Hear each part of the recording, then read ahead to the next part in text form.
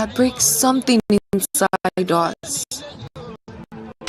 Another girl gone, another mother wailing, another life violently erased. What used to be rare is now routine. From city corners to quiet towns, girls are being haunted in a society that's slowly normalizing their disappearance.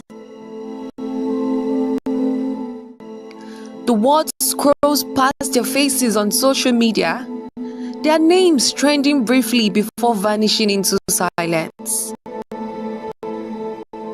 Streets filled with laughter have become corridors of fears. Girls can't walk home safely anymore, not because they did anything wrong, but because being female now feels like a crime. Lured with job offers, attacked by lovers, raped by strangers, or sacrificed in bizarre ritual killings. These girls are caught in a vicious circle that keeps spinning because we keep looking away. Take in your Bongmoron's case. Young, brilliant, simply searching for a job, only to meet her death. Adijat, a LASU graduate, was found dead in her boyfriend's apartment. He's now on the run. Bàbá tó pa ọmọ mi mọ̀ pé bàbá ẹ̀gbọ́n wà pẹ̀lú mi torí mi ò rí bàbá ẹ̀ rí. Mo bá ṣàgbé mo kàn rí yàn kan tó wọ white uncle pẹ̀lú jàlábíà. Ẹni yẹn dẹ̀ ṣí ilẹ̀kùn. Ẹni yẹn ṣí ilẹ̀kùn. Mo bá bí ṣe ní kí n lọ báyìí. Mo dákú ni mo ṣe gbé mi. Bàbá boy yẹn torí pàǹtí ni mo ti padà mọ̀ pé bàbá boy yẹn ló wá wọ òkè yẹn lọ. Ló wá ní ọmọ yìí ti kú. Ọmọ yìí ti kú tí máa gbọ́ báyìí bí ṣe fẹ́ táwọn family member mi máa fi wá dé nìyẹn. Pàtàn débẹ̀ wọ́n snap gbogbo oògùn tán bá ń bẹ̀ ó ti dà mí sí ìta. Ibi tó ti nà picture wa tó ti ṣá tó ti ṣe gbogbo ẹ̀ àwọn míì wà tí a tẹ̀ rí for that day. Bamshe boarded a BRT bus and never made it home. Her body was discovered days later. Many more stories stay buried, their voices muted by shame and fear. No place is truly safe, even in religious organizations. And while families cry out, society responds with tired clutches. This is more than a security concern. It's a call for education that nurtures values from the foundation. By teaching children early about empathy, respect, boundaries, and the worth of every human life, especially that of a girl child, we lay the foundation for a safer and more compassionate society.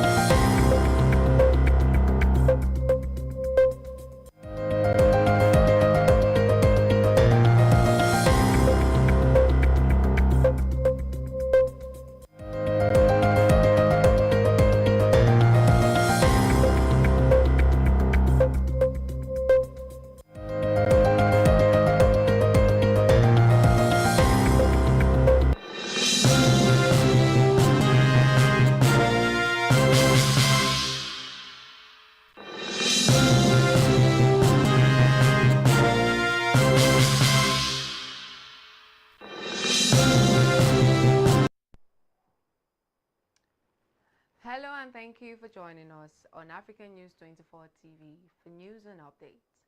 I am Praise Adeleke. Now the news.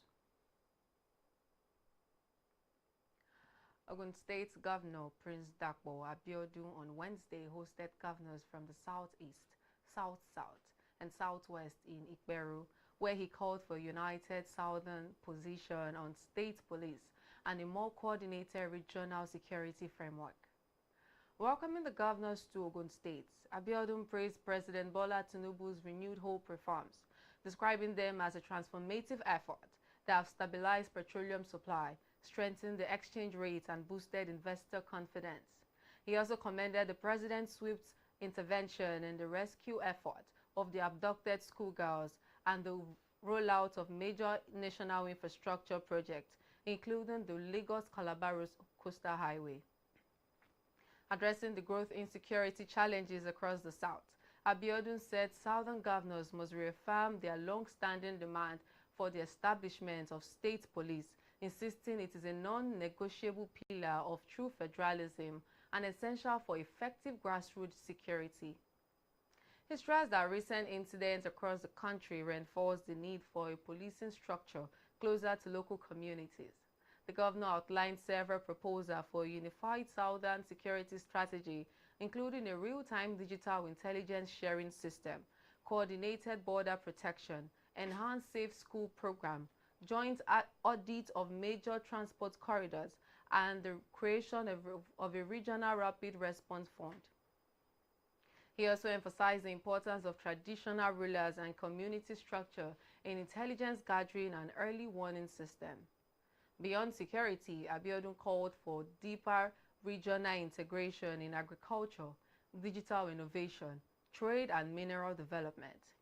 He noted that the southern region's vast natural resources, ranging from crude oil and natural gas to limestone and solid minerals, can drive large-scale industrialization if harnessed collaboratively. He urged the governors to work together on a cohesive development agenda that links the region's industrial hubs, ports, airports, agricultural belts, and resource-rich zones. Also, in insecurity, President Bola Tinubu has ordered round-the-clock elevated surveillance over major forest corridors in Kwara, Kebbi and Niger states, following a surge in abduction across the regions. The directive announced through the presidency mandates the Nigerian Air Force to maintain continuous monitoring of identified hideouts used by kidnappers, while ground troops intensify clearance operations. The move follows recent mass abduction, including the kidnapping of more than 20 residents from Isakpa community in Kwara State. Officials, however, said the decision aims to disrupt the activities of armed groups who have taken advantage of remote forest areas to carry out attacks and hold victims, while the government noted that the identities and general location of several criminal gangs are known, but warned that indiscriminate airstrike could endanger abducted civilians being held in the same areas. Authorities say the combined air and ground operation is expected to continue until security is restored across the targeted regions. And now the 19 northern governors have scheduled an emergency meeting for November 29th in Kaduna, following rising security concerns across the region. The meeting comes shortly after Southwest governors held a similar parley at the Oyo State Governor's office in Ibadan on Monday. At that gathering, Southwest leaders agreed it was time to establish state police to curb the rising wave of bandit attacks. Confirming the Northern Governors meeting, the Senior Special Assistant to the Nasarawa State Governor, Peter Ehemba, said the Saturday's session has become necessary as anxiety grows over the recent closure of schools across several communities.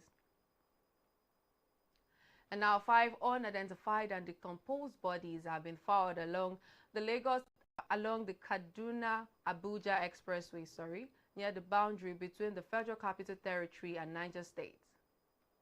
The victims were reportedly found lying face down, their faces blindfolded with black clothes, an indication that they may already have been killed elsewhere and dumped at the scene. Police operatives who visited the location recovered 2 empty AK-47 rifle shells and an Android phone as part of ongoing investigation. And now, the operatives of the National Drug Law Enforcement Agency recovered illicit drugs worth over 6.7 billion naira from a warehouse in a residential estate in Lagos State. The NDLEA Director of Media and Advocacy, Femi Babafemi, disclosed this in a statement issued on Wednesday. Babafemi stated that the officers also apprehended a suspected baron, Onyekachi Nwanagu, and 5 members of his gang during the operation. He revealed that the operation was carried out after credible intelligence that the drug trafficking organization was about to distribute over 7.2 million pills of tramadol, 225 milligrams, and 526 bottles of codeine syrup, warehoused in a residential compound in the Isheri area of Isolo, Lagos State, ahead of Christmas. The NDLEA spokesman stated that the officers of the Special Operation Unit of the Anti-Drug Agency led a coordinated operation between November 19 and 20 to round up members of the syndicates and dismantle their criminal networks. And now in politics, the People's Democratic Party has petitioned the Chief Judge of the Federal High Court, Justice John Taho, who over the repeated assignment of its cases to 3 Abuja-based judges, Justice James Omotosho, Peter Lifo, and Mohammed Abdul-Malik. The petition, dated November 19 and signed by the party's National Secretary, Taofeek Arakbaja, argued that the pattern raises concerns about perceived partiality, noting that 9 other judges in the division are available to hear such matters. The party cited recent rulings by the 3 judges, including orders halting its national convention, as examples fueling internal complaints and public suspicion. Conflicting decisions from courts in Abuja and Oyo have also intensified factional disputes between the PDP, particularly between blocs aligned with the PDP Governors Forum and supporters of FCT Minister Nyesom Wike. The PDP urged Justice Taho to stop assigning its cases to 3 judges, insisting the request aims to preserve confidence in its judiciary amid its internal crisis. The Chief Judge has yet to respond to this petition.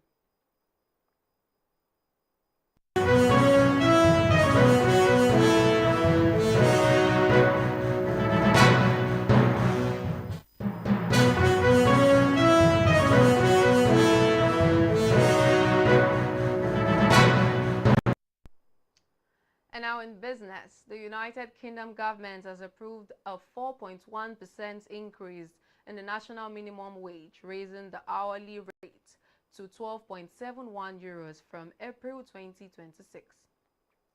A move announced ahead of the annual budget presentation aims to keep wages in line with average pay, despite concerns from some employers about rising business costs.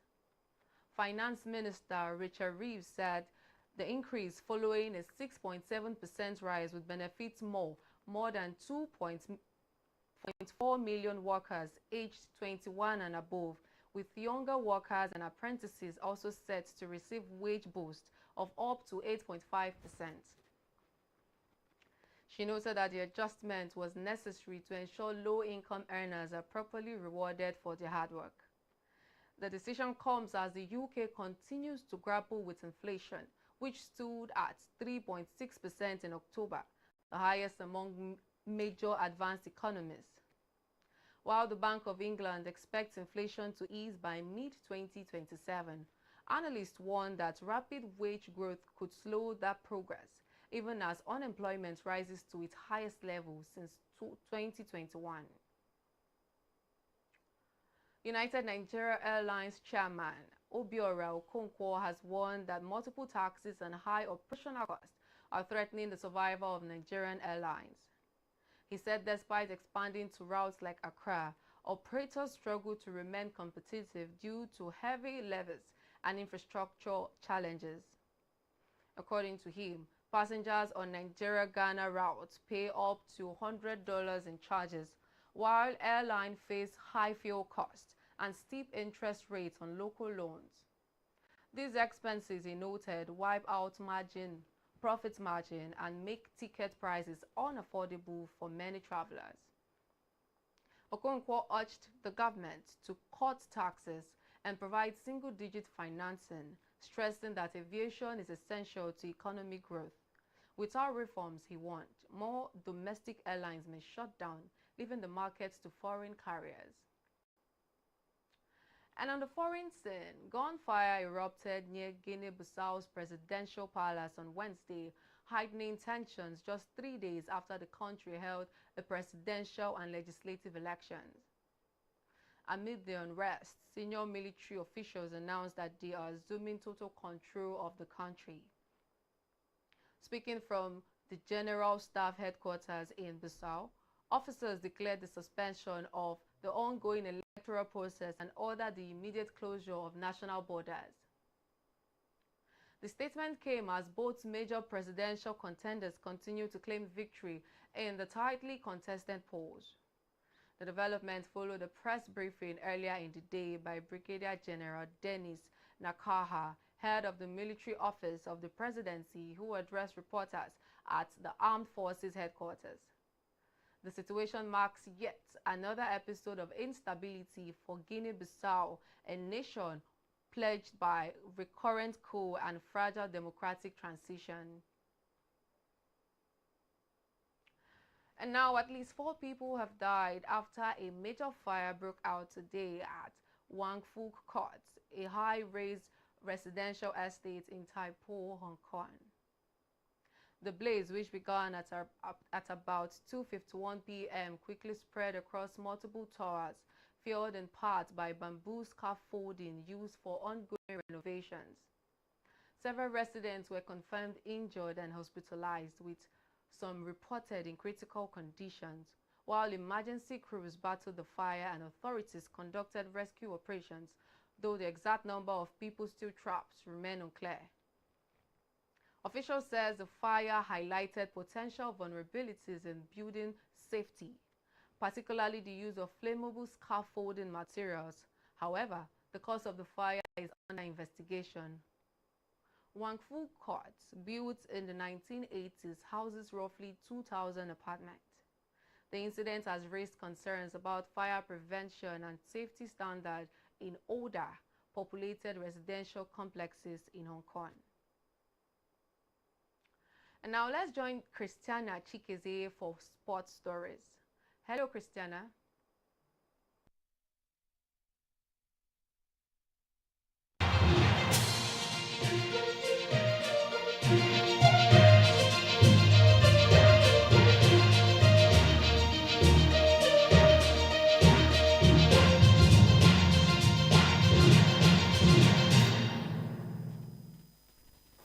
Thank you. Welcome to Sports. After his debut on the Lagos waterways in October 2025, E1 Series, the world's first all-electric race boat championship, will return to Nigeria for the second successive season, as its 2026 calendar would see the world's fastest electric boats compete across 4 continents. The E1 began last year in Jeddah, Saudi Arabia, and Lagos became the first city in Africa to host the championship in October 2025. Team Brazil seized the African spectacle and the penultimate race of the second season to claim their first ever win at the E1 Lagos GP. Team Brady, owned by NFL star Tom Brady, sealed the second consecutive E1 World Championship title earlier this month in Miami, and the series is set for a 3rd season with races in 8 countries, including Lagos, Nigeria, which now hosts the 6th race of the season from October 3rd to 4th, 2026. The new season will begin in Jeddah, Saudi Arabia in January and move to Europe in April, with E1's return to the beautiful setting of Lake Como, Italy, followed by Dubrovnik, Croatia in June. Then the championship heads to the glamorous and iconic shores of Monaco in mid-July, which will see new entrant Team Monaco compete in front of its home crowd for the first time. From there, E1 travels to the African continent with a return to Lagos, Nigeria, which delivered record crowds and an electric atmosphere when it first visited in 2025. Ahead of the new season, the founder of E1, Alejandro Agag, and the CEO of E1, Rodi Basso, said the series will continue to drive sustainability. And finally, Champions League showdowns are heating up as 4 key matches clashes are set for today, promising drama and excitement for football fans. At the Emirates Stadium, Arsenal is to host Bayern Munich in a clash that could decide the group favourite, with Bayern's experience and Harry Kane posing a major threat. Also, Liverpool faces PSV at Anfield, aiming to bounce back from domestic struggles, while PSG takes on Tottenham, with the hosts favoured but Spurs expected to challenge. Finally, the Olympiacos meet Real Madrid, with Madrid likely expected to exert their dominance despite limited previews, though unpredictability remains. With group positions and progressions on the line, today's fixtures are shaping up as some of the most compelling of the Champions League season. And that's all on sports. It's back to you for the rest of the bulletin.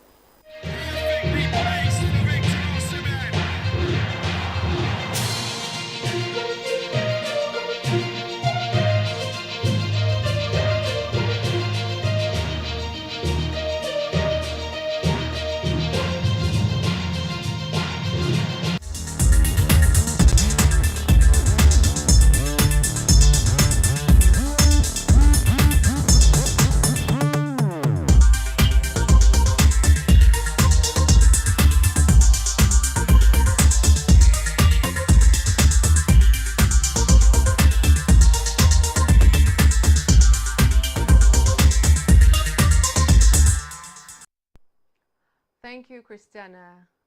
And now on entertainment, Davido, Marvel, Marave, Eko, and several South African artists have joined forces for a new anthem titled Galorizi, released on Wednesday, November 26th. Powered by DJ Eko and DJ's vibrant Amapiano production, the track delivers a lively blend of Afrobeat and dance floor energy. The release immediately trended on social media, with fans praising its star power and party-ready feel. Marvel's appearance has been widely noted, reinforcing his rapid rise following a standout year marked by viral hits and major collaborations. With its upbeat rhythm and celebratory theme, Galorizi is already shaping up to be one of the season's biggest festive anthems, signaling a strong close to the year for the artist involved and boosting anticipation for an upcoming project.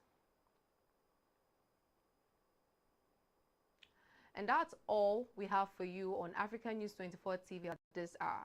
Thank you for joining us. Remember to connect with us on all our social media platforms shown on your screen, and visit us on our website at africannews.ng for the latest updates.